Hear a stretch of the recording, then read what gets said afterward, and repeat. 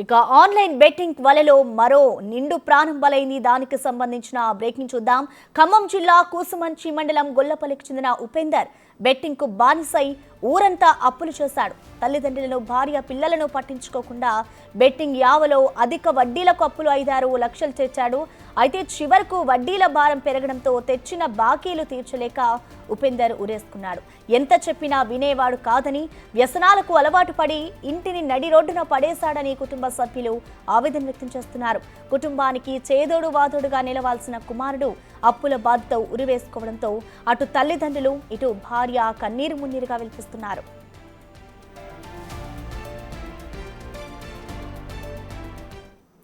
ఈ ఘటనకు సంబంధించిన కంప్లీట్ అప్డేట్స్ ని మా ప్రతినిధి భాస్కర్ అందిస్తారు. భాస్కర్.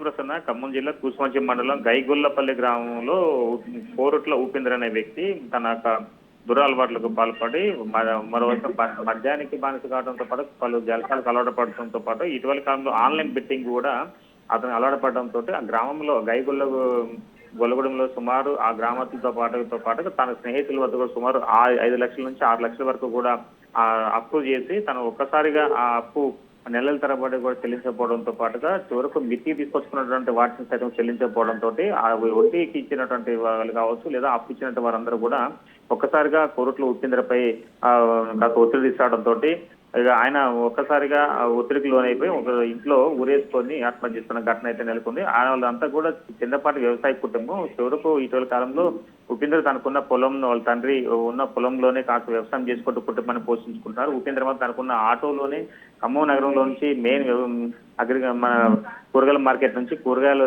సరఫరా చేసుకుంటూ గ్రామంలో తిరుగుతూ అమ్ముకుంటున్న నేపథ్యంలో ఒక్కసారిగా కొత్త అలవాట్లకు, దురలవాట్లకు పాల్పడి చివరకు తన విలువైన జీవితాన్ని కూడా నాశనం చేసుకున్న ఘటన ఉంది. మొత్తానికి దీనికి సంబంధించి అనేక మార్లు కూడా ఆన్లైన్ బెట్టింగ్ తో పాటుగా దురలవాట్లకు దూరంగా ఉండాలి, వ్యసనాలకు దూరంగా ఉండాలంటూ కుటుంబ సభ్యులు పలుమార్లు హెచ్చరించినా కానీ ఎలాంటి ఆయన ఉపేంద్ర యొక్క వ్యక్తిత్వంలో ఎలాంటి మార్పు రాకపోవడంతో చివరకు కుటుంబీకులపై కూడా పలుమార్లు ఘర్షణ దిగిన సందర్భాలు కూడా అనేక ఉన్నాయి అంటున్నారు. మొత్తానికైతే స్థానికులు అదేవిధంగా కుటుంబ సభ్యుల ఫిర్యాదు మేరకు ఉపేంద్ర యొక్క మృతిపై విచారణ కొనసాగిస్తున్నారు పోలీసులు. అయితే మొత్తానికైతే దీనికి సంబంధించి అసలు ఆన్లైన్ బెట్టింగ్ ఇటీవల కాలంలో గ్రామాల్లో కూడా వ్యాపించడంతో కూడా విలువైన ప్రాణాలు మొత్తం కూడా చాలా వరకు కూడా ఇట్లా గాల్లో కలిసిపోతున్న నేపథ్యం అయితే ఉంది. మొత్తానికి ఆన్లైన్ బెట్టింగ్ కు పాల్పడినటువంటి వారు కావచ్చు, మరోవైపు చూసుకుంటే మాత్రం ఇటీవల కాలంలో అంటే యువకులను ఎక్కువగా టార్గెట్ చేస్తున్న నేపథ్యం అయితే ఉంది. మొత్తానికైతే ఇలాంటి ఘటనలు జరగకుండా ఉండే విధంగా మరోవైపు పోలీసులు ఎప్పటికప్పుడు చర్యలు తీసుకుంటున్నా కానీ పూర్తి స్థాయిలో మాత్రం గ్రామీణ